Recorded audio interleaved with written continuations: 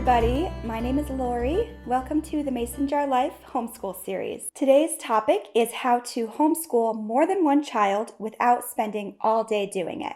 I have 3 children, ages 8, 6, and 3, and I do homeschool all 3 of them, although with my youngest, we don't do a whole lot of formal homeschooling because she's only 3. For the 3-year-old, we mostly stick to play-based learning, games, books. It's amazing what they learn in everyday life. So my first tip for you is specifically for those of you who have little ones at home, babies, toddlers, preschoolers. These little ones can sometimes have a hard time when it's time for you to focus on helping your older children with their schoolwork. And that can be really frustrating for you. So my first tip is this: get your little ones as involved as possible in what you are doing with your older one. Now, I have seen a lot of ideas out there for how to distract your little ones with blocks or busy bins. And if that's working for you, then that's fantastic. Keep doing it. But for me, I found that the distraction method doesn't usually work. First of all, I found it time consuming to come up with ways to distract her, or creating busy bins or busy folders. I didn't have time for all of that. Second of all, I usually find that anything I try to distract my little one with all of a sudden seems really exciting and interesting to the older kids, and now they're the ones distracted. And third, I find that my little one just wants to be a part of what we're doing. She wants to feel involved. So how do I do this? Some examples. If the older kids are writing something, I give the little one some lined paper, just like the big kids, and she can now write something too. Or if we're doing math, I give her some counters, just like the big kids. She loves these MathUSee blocks. Which, by the way, even if you are not using MathUSee, I really would recommend these blocks. They are fantastic for being able to see math visually. Just a side note.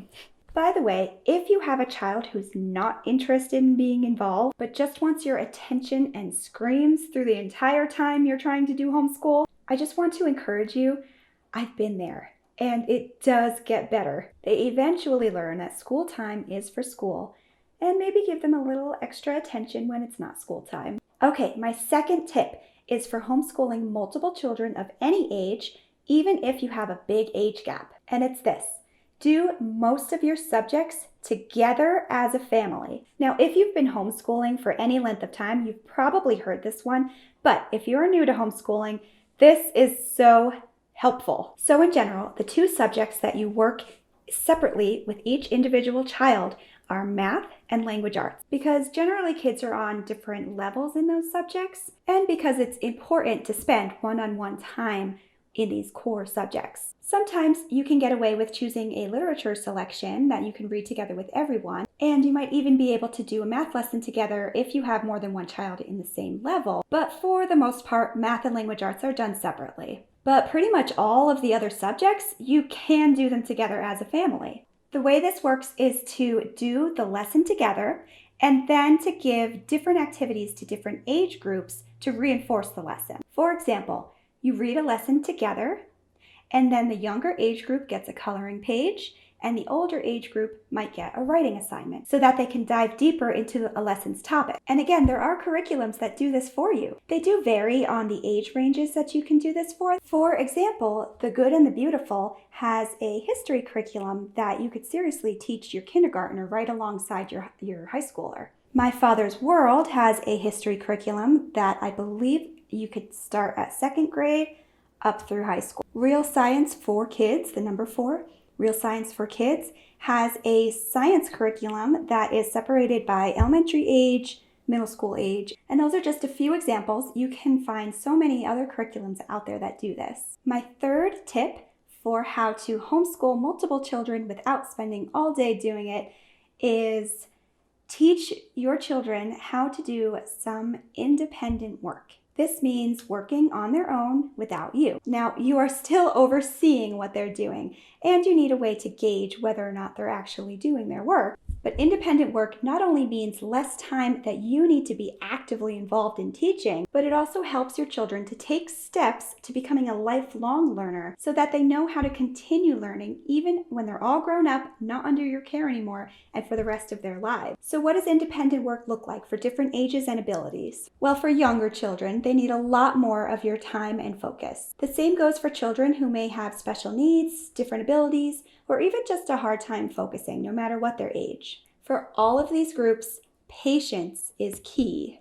So for example, I wouldn't expect my 3-year-old to be able to do any independent work yet. For a kindergartner, I personally wouldn't expect any more than a few minutes at a time.